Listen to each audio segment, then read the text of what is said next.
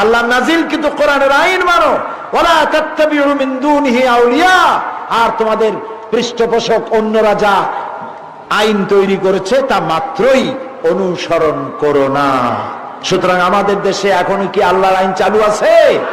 আল্লাহর আইন চালু করার জন্য আমাদেরকে চেষ্টা করতে হবে, মানুষকে বুঝায়া এই পথে আগাতে হবে।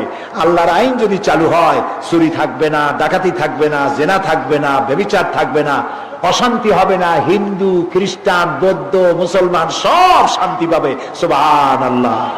কারণ আইনটা কার? হিন্দু কার? খ্রিস্টান কার? নারী কার? পুরুষ কার? জমিন কার? এসব কার? সেই আল্লাহর আইন যদি চালু হয়, আলা লাহুল খালক ওয়াল আমরু, সৃষ্টি যার, আইন চলবে তার। কোরআনের আইন চালু হলে কি মজা হবে, কি শান্তি হবে, সেটা কি আপনারা শুনবেন?